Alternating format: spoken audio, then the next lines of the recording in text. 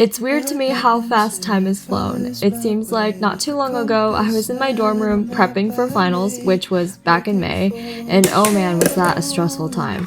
But as I look back, I see that I made it despite the number of times I thought I wouldn't, and I think we oftentimes underestimate ourselves. We think that we can't do something even though we actually can. Here's your little reminder that no matter what you're up against in this life, you will get through it because God is with you. Alright, hello friends, welcome to this new video. It's going to be a what I eat in a week video. Today is going to be quite a busy day. We've got a wedding and I'm going to be playing in it, playing violin in a quartet. Anyway, we are long overdue for a what I eat in a week video. I've really missed you guys, and hopefully by the end of this video, that little light inside of you becomes a bit brighter, and hopefully you're reminded of your incredible worth. And of course, you get to come along with me for some delicious meal inspiration. Okay, so the idea of confidence has been on my mind recently, and it's really abstract. This summer, I've read through some of my past journals, and looking back, I see a girl who loved people, and that was the same girl who simultaneously had many fears. Would she make friends, disappoint someone, get a lower grade, have conflict? I was always worried about something, and confidence was most definitely not in my vocabulary. It didn't matter how many math problems I could do in front of the class or how many music pieces I could perform, confidence never really existed for me. I feel like a lack of confidence as well as being abnormally hard on yourself tend to go hand in hand. If both feelings are weighing on you right now, I just want to remind you that your best is good enough and perfection, well, it's overrated.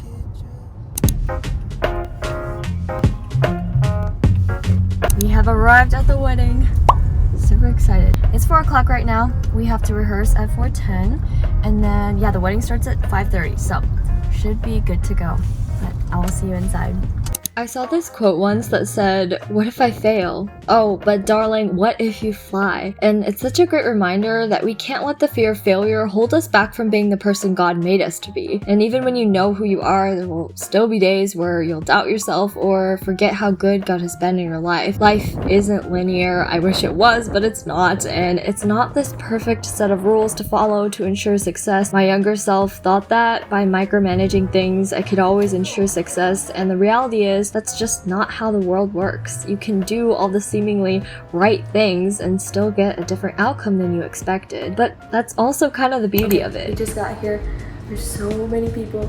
It's kind of like nerve-wracking, but we're gonna unpack the violin and then we're gonna get ready and just do a little performance, a little run through of the pieces, and then it's gonna be a great wedding, so super excited. God works all the tiny details for his perfect plan, even when we can't see it. And so I think there's just so much hope in that.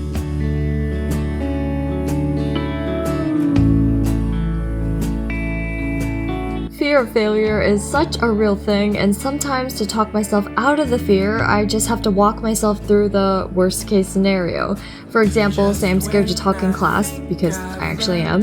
What if I say the wrong answer or stumble on my words or get judged by my classmates? Then I just have to tell myself that I'm my own worst critic, and if it's the wrong answer, well, at least I tried, and the professor knows that I was engaged during class. Examples like this just highlight the essence of humanity. We don't want to fail, but sometimes, quote, failing is meant to grow us.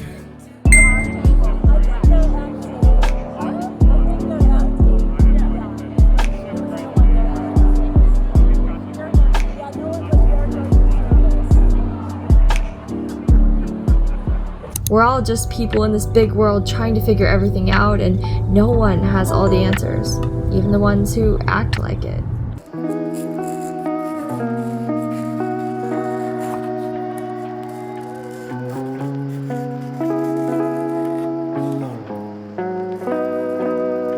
We get this one life on Earth, so how will you choose to live it? I received a really sweet message from one of my friends in France, and she said, "Find a way to enjoy this moment," and it really stuck with me. She was referring to the times where she's overwhelmed or going through a tough situation. Each moment we have only happens once, and so I think there's so much joy around us that we never really tap into because we're too focused on things that don't matter. Alright, good morning friends, happy Sunday. It's about 8 a.m. I did not have a chance to film what I ate last night at the wedding, but it was basically a turkey burger that I brought with some broccoli, some almond flour crackers, and like one of these, I don't know, it's kind of like a fruit roll-up but with like real fruit, and some chocolate. So I ate that for dinner slash dessert. Yeah, I was a little tired after playing violin, but it was so fun. Our quartet did so well, and honestly it was just so beautiful watching the bride walk in. And well, that's the thing, as a musician you can't really look too closely, otherwise you'll mess up your playing. So anyway, I have for breakfast just some more cottage cheese and then this really fresh mango. So I'm gonna eat this and we're gonna get ready to do, I don't know, whatever we have to do for the day. When I was younger, the harder something was for me, well, that was just better in my mind, and if I were miserable doing something, then I felt like I was doing something right. The perfectionist inside me overtook me in every area of my life. I almost picked a career just because I thought it was, quote, good for me. I say that we stop wasting our lives being miserable for no reason. You can have the extra scoop of ice cream or skip vegetables for one meal. I promise you're gonna be okay. You can prioritize sleep instead of going to the gym when you're absolutely exhausted, and you can choose to treat yourself kindly and to see yourself like God sees you. I saw this quote that said, if we saw ourselves the way God sees us, we'd never live a single day in doubt or insecurity.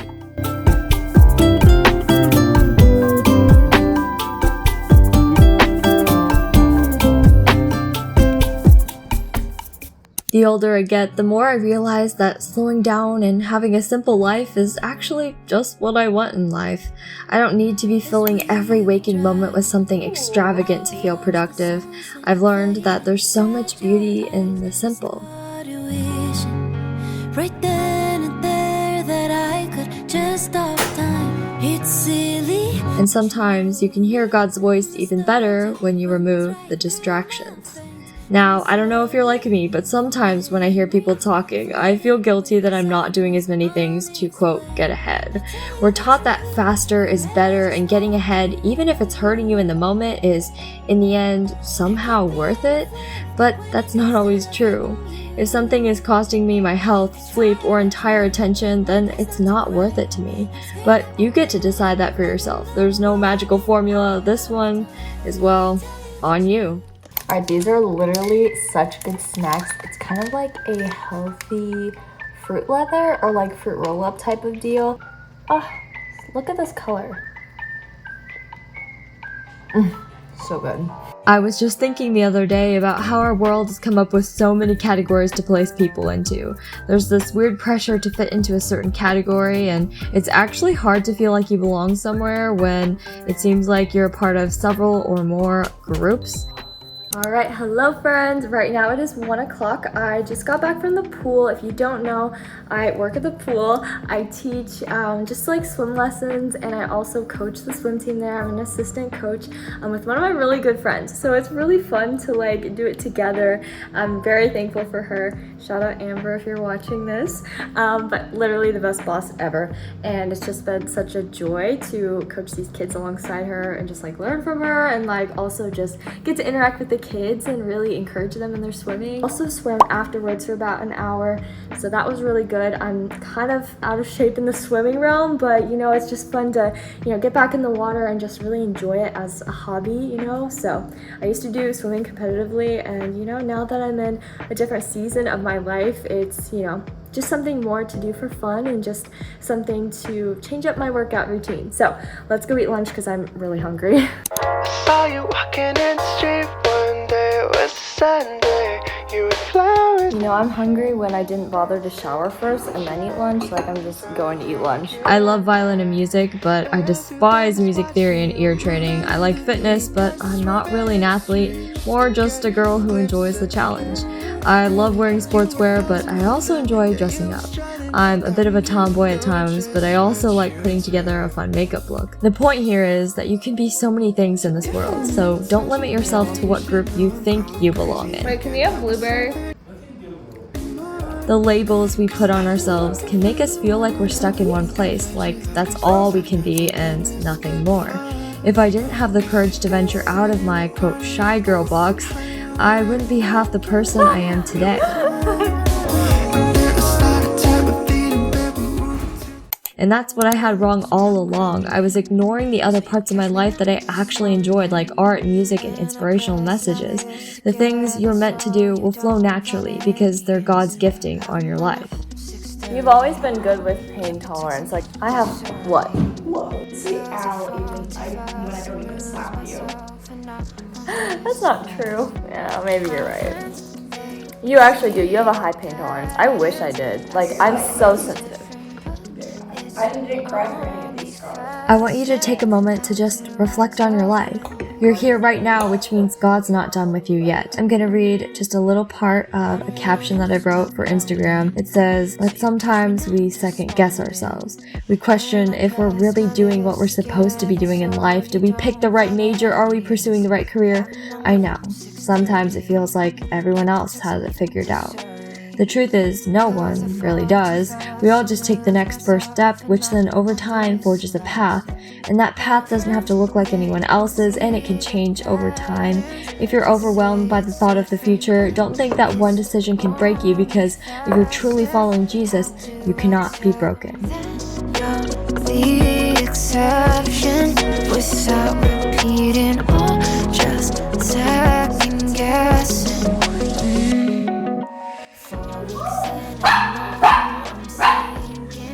Well, someone's happy to see that. So, trust me guys, God really knows what He's doing. He's holding you in His hands, and He's got you here for a reason, so don't stress out. I know that when I look back on my life, I realize so much that God orchestrates everything to happen at the right time with the right people, and there are no coincidences. Alright, hello friends. It is lunchtime. It's about 12:30. I am eating a salmon burger and some steamed broccoli. Work this morning was really good. We actually had to get out a little bit early because there was another thunderstorm. So yeah, we couldn't swim anymore. And the water today was so cold. The kids did not want to get in, but you know, they were troopers and they did it anyway. I'm going to be doing some psychology later today, my online class, and then just eating lunch, and yeah, that's about it. So cheers.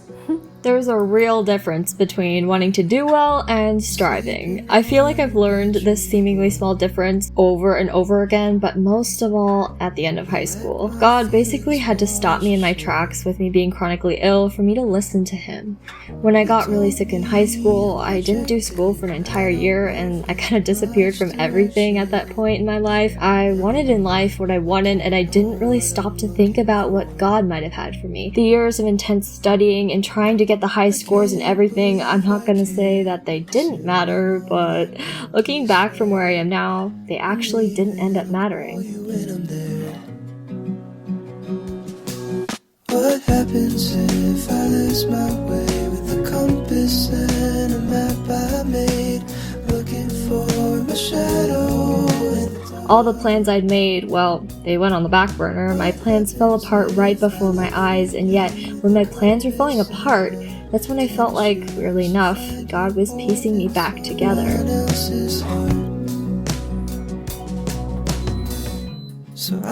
Sometimes I think God gives us a different path than we thought because He's trying to show us our divine calling.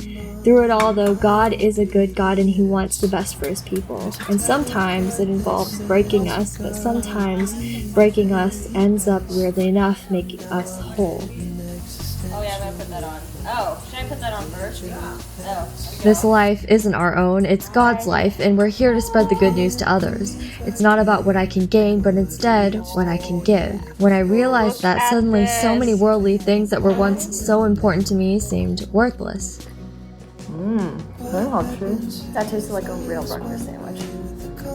It was a real breakfast. I know, but it was so good. As it says in Mark 8:36, what good is it for someone to gain the whole world, yet lose their soul? Everything changed for me when I shifted my mindset from myself to God and others.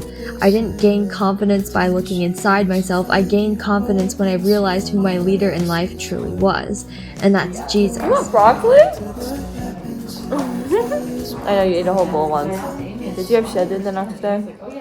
If I'm following Him, He will never lead me astray. Confidence to me isn't just wearing fancy clothes or putting on makeup. It's a mindset where you know your worth in Jesus. You are not afraid of what others think of you because you know who God says you are.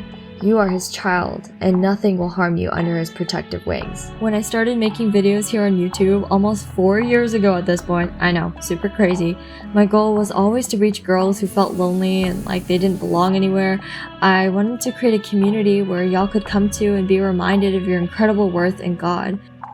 Even if you're not a Christian, I need you to know that God loves you so much. I pray that this comment section would be encouraging for you to engage with someone else who might be halfway across the world. I gotta be honest though, I've been nervous about going back to college. Things are changing and I'm gonna be an upperclassman now. I'm never really great with dealing with any type of conflict or just, I don't know, going back and dealing with change. And sometimes it just seems too hard. But God's recently reminded me that He's called me and each and every one of you to be lights in this world. Being a light to others might be the single most important thing you can do. Sometimes you don't even have to talk about Jesus for others to sense that light. It takes confidence to be a light, but that confidence doesn't come from within.